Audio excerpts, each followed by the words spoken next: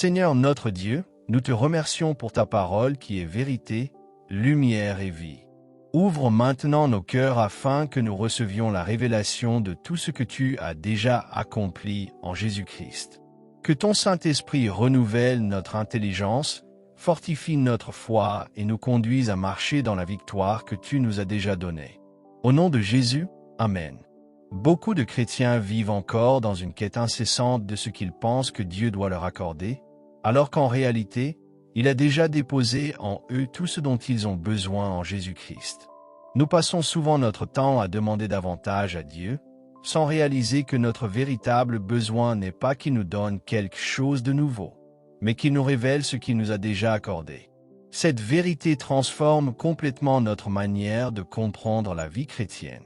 Elle nous fait passer d'une attitude de recherche permanente à une attitude de foi et de réception. Cette série d'enseignements constitue une application pratique de la révélation concernant l'esprit, l'âme et le corps ainsi que de notre véritable identité en Christ. Son message est simple, mais profondément révolutionnaire. Vous possédez déjà tout ce que Dieu a prévu pour votre vie. C'est pourquoi cet enseignement porte ce titre si révélateur. Vous l'avez déjà. Imaginez un chien qui poursuit sa propre queue. Il court sans relâche, persuadé qu'il lui manque quelque chose. Pourtant, ce qu'il cherche fait déjà partie de lui. De nombreux croyants agissent exactement de cette manière dans leur relation avec Dieu. Ils poursuivent sans cesse des bénédictions, une guérison, une prospérité, une révélation ou davantage d'amour divin, alors que Dieu leur a déjà tout donné en Jésus-Christ. Voilà le véritable changement de perspective auquel la parole de Dieu nous appelle. Dieu n'est pas en train de décider aujourd'hui s'il va nous bénir ou non. Il n'attend pas un moment particulier pour commencer à nous aimer, nous guérir ou nous faire prospérer. Il a déjà accompli son œuvre parfaite. Par la grâce de Christ, il nous a déjà accordé tout ce qui est nécessaire à la vie et à la piété. Ce qui doit désormais changer, ce n'est pas Dieu, mais notre manière de croire. Nous n'avons donc pas besoin de supplier Dieu pour qu'il accomplisse ce qu'il a déjà réalisé. Nous devons apprendre à recevoir par la foi ce qui nous appartient déjà. Il existe une immense différence entre demander continuellement et recevoir avec assurance. Tant que nous pensons que Dieu doit encore agir, nous restons dans l'attente. Mais lorsque nous comprenons qu'il a déjà accompli son œuvre, notre foi s'élève pour saisir cette réalité spirituelle et la voir se manifester dans notre vie. Cette vérité est l'une des plus importantes que l'on puisse comprendre dans la vie chrétienne. Elle change profondément notre relation avec Dieu. Elle nous libère de la peur, de la culpabilité et de l'idée que nous devons convaincre Dieu d'intervenir. Elle nous permet de nous approcher de lui avec confiance, sachant qu'il a déjà pourvu à tous nos besoins en Christ. Cette révélation a transformé une vie entière de ministère. Elle a complètement renouvelé la manière de marcher avec Dieu et de voir son action se manifester. Lorsque cette vérité devient une conviction profonde, les résultats changent. On cesse de vivre dans les supplications continuelles pour entrer dans une vie où la pensée est renouvelée par la parole. Au lieu de demander sans cesse à Dieu de donner, nous apprenons à puiser dans tout ce qu'il a déjà placé à l'intérieur de notre esprit par le Saint-Esprit. Voilà ce qui fait toute la différence. La puissance de Dieu n'est pas absente de votre vie. Son amour n'a pas diminué. Sa volonté de bénir n'est pas en attente. Tout ce qu'il a promis est déjà pleinement disponible en Jésus-Christ. Notre responsabilité est de renouveler notre intelligence afin d'être en accord avec cette réalité spirituelle. Plus notre pensée s'aligne sur la vérité de la parole, plus nous sommes capables de manifester dans notre quotidien ce que Dieu a déjà accompli par sa grâce. Après des décennies de ministère, une vérité demeure évidente. Même lorsque l'Évangile est annoncé avec conviction et que l'on proclame que Dieu aime parfaitement son peuple, qu'il a déjà béni et qu'il lui a accordé toutes les bénédictions spirituelles dans les lieux célestes en Christ, beaucoup continuent pourtant à vivre comme s'ils étaient encore privés de ces richesses. Pourtant, la parole nous invite à abandonner cette mentalité de manque pour entrer dans la pleine conscience de notre héritage en Christ. Lorsque cette révélation s'enracine dans le cœur, la vie chrétienne cesse d'être une course épuisante après les bénédictions de Dieu. Elle devient une marche paisible dans la certitude que tout ce que le Père a préparé pour ses enfants leur appartient déjà en Jésus-Christ. La foi ne cherche plus à convaincre Dieu d'agir, elle s'empare avec reconnaissance de ce qu'il a déjà donné, et c'est ainsi que la puissance de l'Évangile transforme réellement une vie. Le Père Céleste a déjà accompli son œuvre parfaite en Jésus-Christ. Pourtant, malgré l'annonce répétée de cette vérité, beaucoup de croyants continuent de demander à Dieu de leur donner son amour, de les guérir ou de les bénir, alors que ces réalités leur appartiennent déjà en Christ. Cette réaction révèle combien il est possible d'entendre la vérité sans véritablement la saisir. Chacun reste libre de croire ou de rejeter ce que dit la parole de Dieu, car la foi ne peut être imposée. Il est possible de démontrer par les Écritures que la guérison fait partie de l'œuvre rédemptrice de Jésus-Christ. La parole affirme clairement, lui qui a porté lui-même nos péchés en son corps sur le bois, afin que, morts au péché, nous vivions pour la justice. Lui par les meurtrissures duquel vous avez été guéris, 1 Pierre 2 verset 24. Même si une personne a reçu un enseignement contraire, elle peut reconnaître que ce verset déclare sans ambiguïté que la guérison a été acquise par Christ. Ensuite, chacun choisit soit de marcher selon cette vérité, soit de se laisser guider par les circonstances, les émotions ou les diagnostics humains. De la même manière, l'Écriture déclare « Vous connaissez en effet la grâce de notre Seigneur Jésus-Christ, qui, pour vous, s'est fait pauvre, de riche qu'il était, afin que par sa pauvreté vous soyez enrichis. » 2 Corinthiens 8 verset 9. Pourtant, beaucoup ont appris que Dieu désire que ses enfants vivent dans le manque et qu'ils ne s'attendent qu'au strict nécessaire.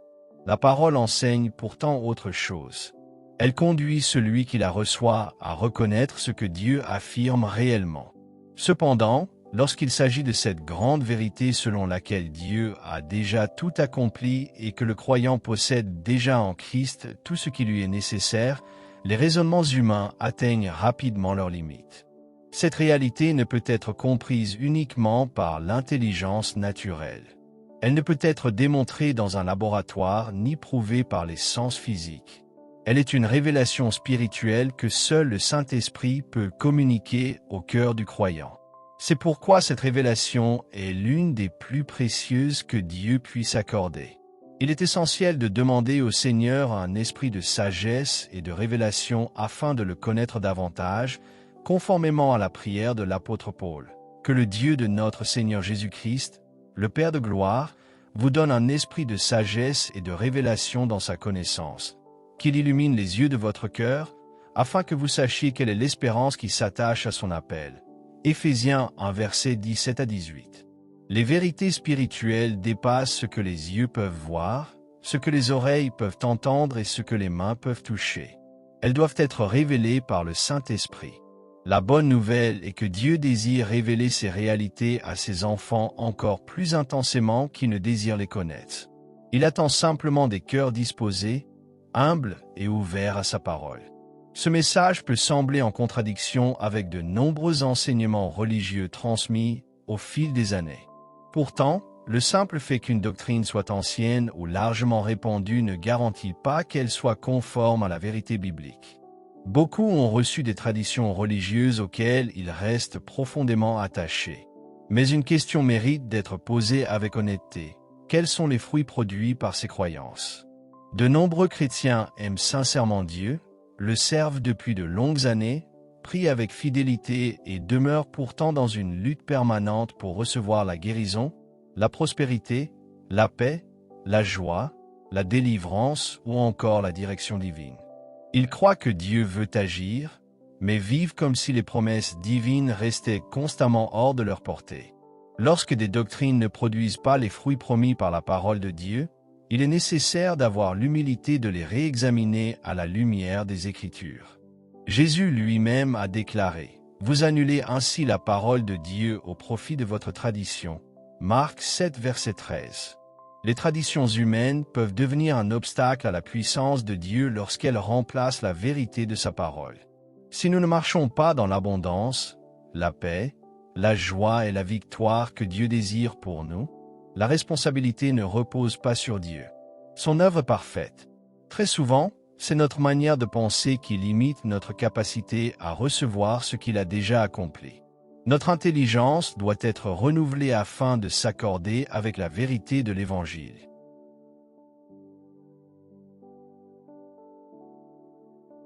Comprendre que Dieu a déjà tout donné en Jésus-Christ transforme radicalement notre relation avec lui. Nous cessons de vivre dans les supplications incessantes pour entrer dans une vie de foi où nous recevons avec assurance ce qui nous appartient déjà par grâce. Cette vérité a bouleversé la vie de nombreux croyants. Parmi eux se trouve le témoignage de Mike et Caroline. Pendant plusieurs années, Mike remarqua une petite lésion sur sa poitrine. Ce qui semblait insignifiant devint progressivement une plaie qui ne cicatrisait jamais. Convaincu que Dieu allait le guérir, il prit régulièrement des photographies afin de documenter le miracle qui l'attendait. Malgré ses prières sincères, rien ne semblait changer. Avec le temps, cette blessure continua de s'étendre. Après de nombreuses années, les médecins confirmèrent qu'il s'agissait d'un carcinome basocellulaire malin, une forme de cancer de la peau nécessitant une intervention rapide. Devant l'urgence de la situation, ils insistèrent pour qu'il soit opéré sans délai, allant jusqu'à avancer son rendez-vous tant leur inquiétude était grande. À cette époque, Mike appartenait depuis de nombreuses années à une communauté où l'enseignement sur la guérison reposait essentiellement sur les performances personnelles. On lui faisait croire que, s'il n'était pas guéri, c'était nécessairement parce qu'il avait péché, qu'il n'était pas assez consacré ou qu'il se trouvait en dehors de la volonté de Dieu. Cette manière de penser l'avait conduit à vivre sous un lourd sentiment de condamnation et de culpabilité. Après avoir reçu son diagnostic, il demanda conseil à son responsable spirituel. Les réponses qu'il reçut augmentèrent encore sa confusion. Finalement, il annula son intervention chirurgicale, convaincu qu'il devait continuer à croire Dieu, mais sans véritable paix intérieure. Les médecins le prévinrent pourtant très sérieusement que son état pouvait devenir mortel s'il ne recevait aucun traitement. Les années passèrent et la tumeur continua de grossir. Après avoir contracté une grippe, son état s'aggrava encore davantage. Les médecins craignaient désormais que le cancer ne produise des métastases et ne se propage dans son organisme. Sa santé déclinait progressivement et la peur tentait régulièrement d'envahir son cœur. Pourtant, malgré les pressions extérieures, Mike demeurait convaincu d'une chose. Il ne devait pas agir sous l'effet de la peur, mais selon la paix que Dieu déposait dans son cœur. Il s'appuyait sur cette parole. « Et que la paix de Christ, à laquelle vous avez été appelés pour former un seul corps, règne dans vos cœurs. » Colossiens 3 verset 15. Il désirait avant tout être conduit par cette paix intérieure plutôt que par la panique ou la culpabilité. Pendant plusieurs années, lui et son épouse traversèrent des périodes extrêmement éprouvantes. Ils avaient l'impression d'avancer de victoire en victoire pour découvrir ensuite de nouvelles exigences religieuses leur faisant croire qu'ils n'étaient jamais suffisamment saints pour recevoir ce que Dieu avait promis. Ils vivaient dans un cycle sans fin où l'on leur révélait constamment de nouvelles raisons expliquant pourquoi Dieu ne pouvait pas agir dans leur vie. Cette manière de penser les maintenait sous le poids de la condamnation, alors que l'Évangile de Jésus-Christ annonce au contraire une grâce déjà pleinement accordée. La véritable liberté ne consiste pas à essayer de mériter les bénédictions de Dieu, mais à croire de tout son cœur que Jésus-Christ les a déjà acquises par son sacrifice parfait et à les recevoir avec foi, reconnaissance et assurance. Au fil des mois, l'état de Mike continua de se détériorer. La tumeur devint si importante qu'elle dégageait une odeur nauséabonde. Il fallait constamment la recouvrir de pansements, utiliser des huiles pour tenter d'atténuer l'odeur, nettoyer les écoulements, arrêter les saignements et refaire les bandages plusieurs fois par jour. Cette masse semblait se nourrir de son propre sang. Son teint devenait de plus en plus pâle, son cœur battait à un rythme anormalement élevé et ses forces l'abandonnaient progressivement. Chaque jour, il avait davantage l'impression que la vie s'écoulait lentement hors de son corps. La tumeur avait atteint une taille telle qu'elle était devenue extrêmement lourde. Pour soulager son poids, il fallut fabriquer un système de soutien improvisé afin de la maintenir. Ce n'était plus seulement une maladie. Elle faisait désormais partie du quotidien, comme un lourd fardeau avec lequel il fallait apprendre à vivre, tout en espérant qu'un jour Dieu manifesterait sa guérison. À mesure que cette masse grandissait, elle développait de longues ramifications sous la peau, semblables à des tentacules qui s'étendaient dans son corps. Cette vision était terrifiante. En y repensant, Mike comprit qu'il voyait là l'œuvre destructrice de l'ennemi. En effet, Jésus déclare « Le voleur ne vient que pour dérober, égorger et détruire. Moi, je suis venu afin que les brebis aient la vie et qu'elles soient dans l'abondance. » Jean 10, verset 10. La maladie lui volait ses forces, détruisait sa santé, limitait son activité quotidienne et cherchait à lui enlever sa paix et sa joie. Avec le recul, il reconnut qu'il avait laissé cette oppression exercer son influence parce qu'il n'avait pas encore pris une position ferme contre elle au moyen de la parole de Dieu. Son état était devenu si préoccupant que son épouse hésitait, chaque matin, à le laisser seul lorsqu'elle partait travailler. Plusieurs fois par jour, elle l'appelait simplement pour entendre sa voix, tant elle craignait de rentrer un soir et de ne plus le retrouver vivant. C'est alors qu'un passage des Écritures prit une importance toute particulière dans leur vie. « Mon fils, sois attentif à mes paroles, prête l'oreille à mes discours. Qu'ils ne s'éloignent pas de tes yeux, garde-les dans le fond de ton cœur. Car c'est la vie pour ceux qui les trouvent, c'est la santé pour tout leur corps. » Proverbe 4, versets 20 à 22. Mike prit une décision radicale. Puisqu'il était désormais incapable de mener une vie normale, il consacrerait chaque instant de ses journées à nourrir son cœur de la parole de Dieu. Il comprenait qu'il avait besoin de recevoir la vie et la guérison promises par les Écritures. Il commença donc à rechercher des enseignements bibliques susceptibles d'affermir sa foi. Un matin, en parcourant différentes émissions, il entendit un enseignant annoncer calmement le début d'une nouvelle série intitulée « Vous l'avez déjà ». Le titre lui sembla étrange, mais il continua néanmoins à écouter. Très rapidement, un message bouleversa sa manière de penser. Dieu avait déjà pourvu à tout ce dont il pouvait avoir besoin. Cette affirmation allait transformer toute sa compréhension de l'Évangile. À partir de ce moment-là, la parole de Dieu s'ouvrit devant lui d'une manière entièrement nouvelle. Il découvrit que beaucoup de ses convictions religieuses n'étaient pas en harmonie avec les Écritures. Son regard changea complètement. Il cessa progressivement d'essayer de convaincre Dieu d'agir et commença à croire que l'œuvre de Christ était déjà accomplie. Il comprit que la foi ne consiste pas à obtenir de Dieu ce qu'il n'a pas encore donné, mais à recevoir avec assurance ce qu'il a déjà pourvu par la grâce. Cette révélation transforma également son épouse. Tous deux réalisèrent combien le Seigneur est capable de libérer rapidement une personne lorsqu'elle choisit simplement de croire sa parole plutôt que les raisonnements religieux. Trop souvent, les croyants attendent sans cesse un futur réveil ou une intervention prochaine de Dieu, alors que l'Évangile proclame avant tout ce que Jésus-Christ a déjà accompli par sa mort et sa résurrection. La véritable victoire consiste à comprendre que nous ne combattons pas pour obtenir la victoire, mais à partir d'une victoire déjà remportée. En Jésus-Christ, l'œuvre est achevée. Les bénédictions de Dieu ont déjà été accordées. Il ne s'agit plus de convaincre Dieu d'agir, mais de croire ce qu'il déclare dans sa parole. En poursuivant son étude des Écritures, Mike fut profondément interpellé par les paroles de l'Épître de Jacques, qu'il demande avec foi, sans douter, car celui qui doute est semblable au flot de la mer, agité par le vent et poussé de côté et d'autre. Qu'un tel homme ne s'imagine pas qu'il recevra quelque chose du Seigneur.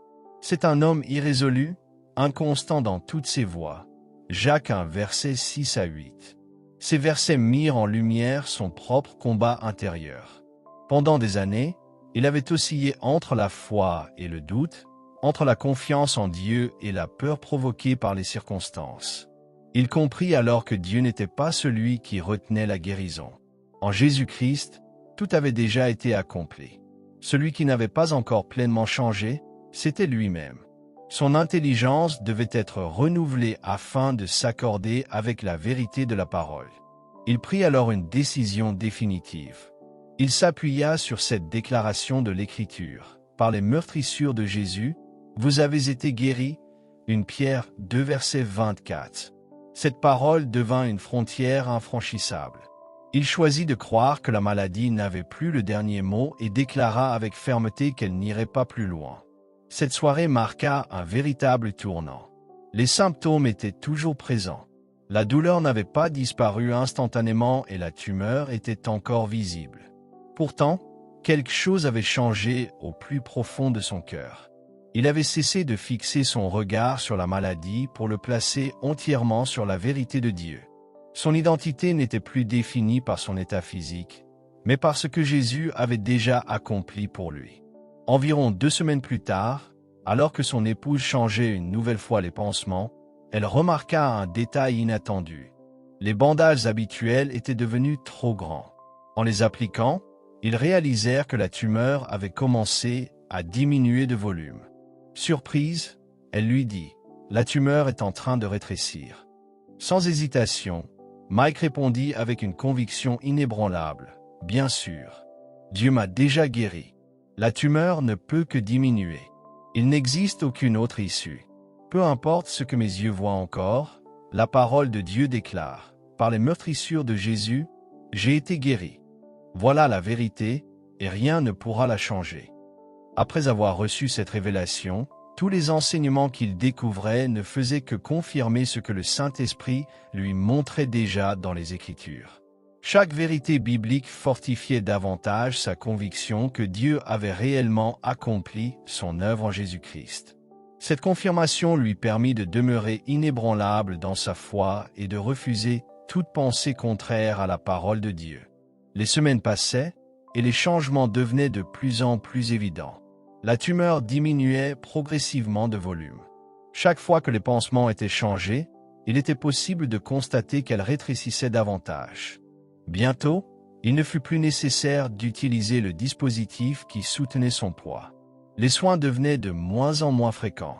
Ce qui avait autrefois occupé une grande partie de son corps se réduisit peu à peu jusqu'à ne plus former qu'une petite masse. Puis, finalement, elle disparut complètement, ne laissant qu'une légère cicatrice comme seul souvenir de ce que Dieu avait accompli. Au plus profond de son cœur, Mike demeurait ferme dans cette confession de foi. « Jésus-Christ m'a déjà guéri.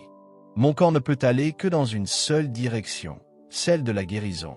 Satan, tu n'auras aucune victoire sur moi. » Cette conviction n'était pas fondée sur ce que ses yeux voyaient, mais sur la certitude de la parole de Dieu. Après cette guérison, Mike ressentit un profond désir de connaître davantage le Seigneur et de grandir dans la compréhension de sa grâce. Avec son épouse Caroline, ils décidèrent de quitter leur ancienne vie pour se consacrer pleinement à l'étude de la parole de Dieu. Leur marche avec le Seigneur entrait dans une nouvelle dimension, marquée par la liberté, la grâce et une connaissance toujours plus profonde de l'œuvre parfaite de Jésus-Christ. Ce témoignage est une démonstration puissante de l'amour impartial de Dieu.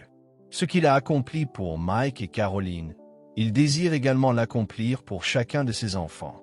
Dieu ne fait exception de personne. Les Écritures déclarent « Car devant Dieu il n'y a point de favoritisme » Romains 2 verset 11. Ce n'est pas Dieu qui avait envoyé cette maladie. Ce n'était pas lui qui faisait grandir cette tumeur. Le véritable obstacle résidait dans une manière de penser qui n'était pas encore pleinement renouvelée par la vérité de sa parole.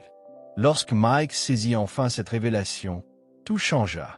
Il comprit qu'il possédait déjà la guérison en Jésus-Christ. Peu importaient les symptômes, les douleurs ou l'apparence de son corps, au plus profond de son esprit, il savait que l'œuvre de Christ était déjà accomplie. Cette certitude fit disparaître le doute. Sa foi cessa d'attendre une intervention future de Dieu pour commencer à recevoir ce que Dieu avait déjà accordé par grâce. La foi véritable ne consiste pas à persuader Dieu d'agir. Elle consiste à reconnaître avec assurance ce qu'il a déjà accompli en Jésus-Christ et à vivre en accord avec cette réalité spirituelle. Cette vérité repose sur un principe fondamental enseigné par l'apôtre Paul dans son épître à Philémon.